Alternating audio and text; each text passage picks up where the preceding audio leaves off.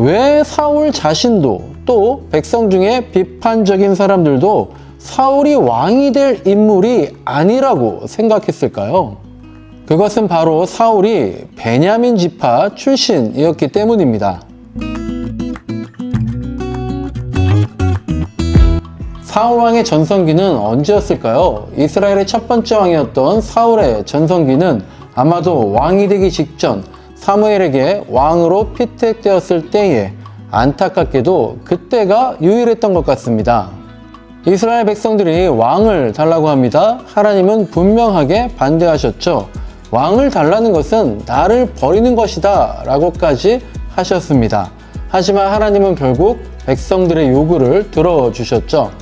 이걸 다른 관점으로 생각하면 이스라엘 백성들은 하나님의 진노라는 위험 요소를 감수하면서까지 나름 대가를 치를 각오까지 하면서 왕을 세워달라고 한 거죠. 그래서 그만큼 초대 왕에 대한 기대가 컸을 겁니다. 그리고 드디어 사무엘이 하나님께서 선택해 주신 왕을 소개합니다. 그 왕은 다름 아닌 사울이었습니다.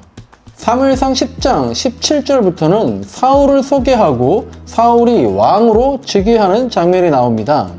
그런데 이해하기 어려운 장면이 두 번 나오는데요. 하나는 사울이 숨어 있었다라는 겁니다. 사무엘이 사울을 소개하는데 사울이 보이지 않습니다. 찾아봤더니 사울이 짐짝 사이에 숨어 있었습니다.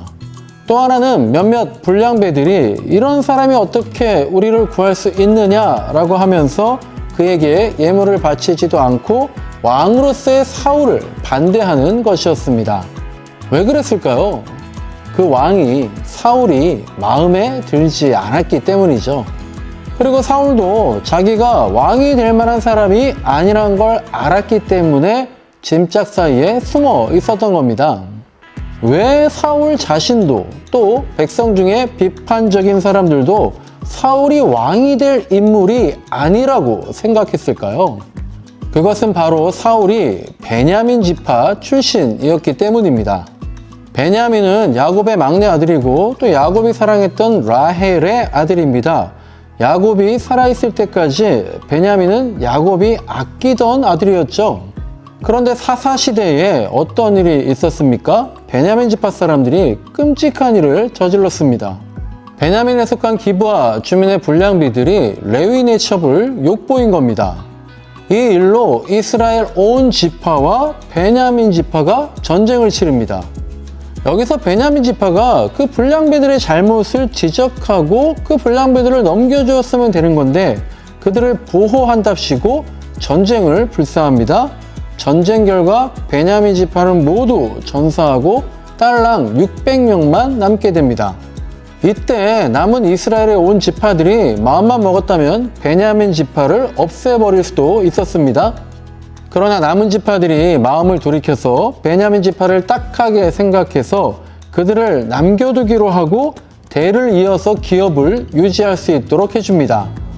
여기서 베냐민 지파는 가까스로 명맥은 유지하지만 인구수로도 가장 작은 지파가 되고 실제로 영향력도 없고 있으나 없으나 한 지파로 전락해 버립니다.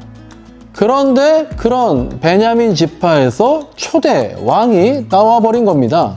그러니까 나머지 이스라엘 지파가 그런 하찮은 대역 죄인들의 지파에서 피택된 사울을 인정할 수 없었던 겁니다.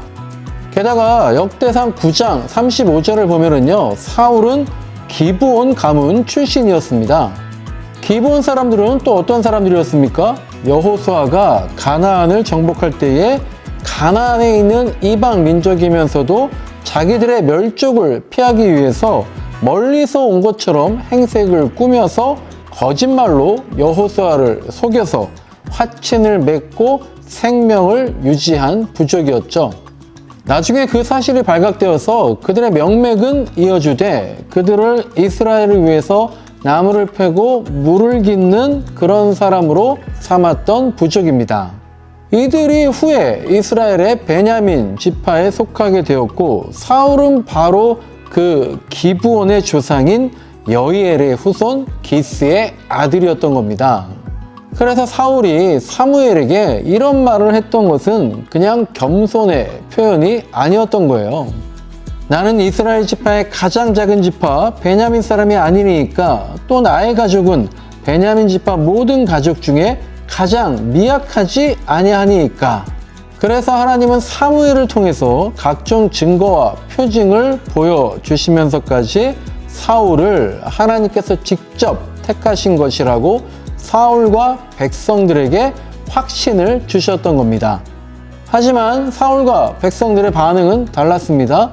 사울은 자격지심에 쩔어 있었고 이스라엘 백성들 중 일부는 처음부터 사울을 불신의 눈초리로 보았던 거죠.